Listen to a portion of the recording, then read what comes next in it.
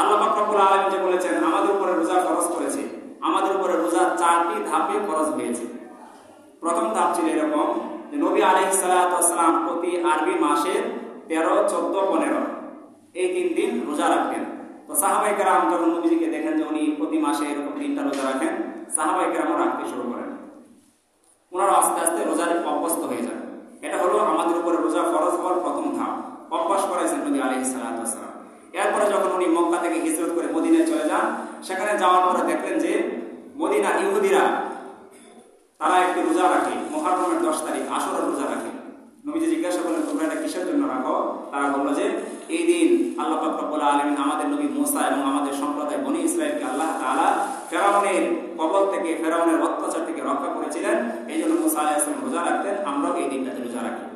তখন নবীজি বলেছিলেন আনা আহাক্কু বি মুসা, আরে তোমরা যদি মুসাকে অনুসরণ করার জন্য এই দিনে রোজা রাখতে পারো তাহলে আমিও নবী, মুসাও তো নবী ছিল, তাহলে তো এই ক্ষেত্রে আমি মুসার দিক দিয়ে আমি বেশি হকদার, আমি তো মুসা আলাইহিস সালামকে বেশি মহব্বত করি, সুতরাং আমিও এই দিনে রোজা রাখবো। এবং নবীজি তখন সাহাবায়ে কেরামকে আদেশ দিলেন তোমরা এই দিনে রোজা রাখবে এবং আগামী বছর থেকে এই দিনের সাথে এই দিনের আগের দিন অথবা পরের দিন মিলিয়ে আরেকটা রোজা রাখবে, যেন ইহুদিদের সাথে মিলে না যায়, যেন ইহুদিদের বিরোধিতা করা হয়।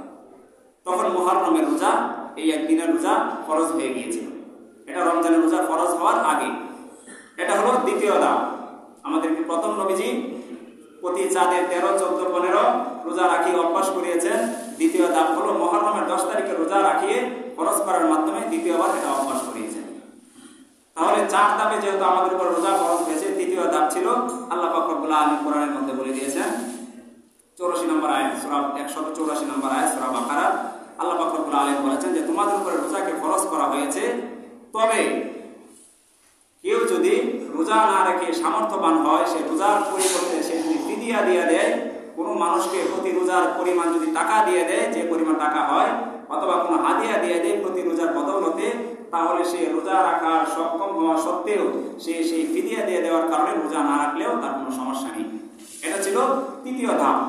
কিন্তু এর পরের আয়াতে আল্লাহ পাক রব্বুল আলামিন সূরা বাকারা 185 নম্বর আয়াতের মধ্যে আল্লাহ তাআলা আবার বলে দিয়েছেন যে না, এখন তোমাদের উপরে রোজাকে ফরজ করা হয়েছে, সুতরাং এখন কোন ব্যক্তি যে সামর্থ্য থাকে যে সে টাকা দিয়ে দিতে পারবে আর রোজা রাখবে না, সেই সুযোগ আর তোমাদের রইল না। অর্থাৎ 84 নম্বর আয়াতকে আল্লাহ পাক রব্বুল আলামিন বাতিল করে দিয়েছেন, হুকুমটাকে বাতিল করে দিয়েছেন 85 নম্বর আয়াতের মাধ্যমে।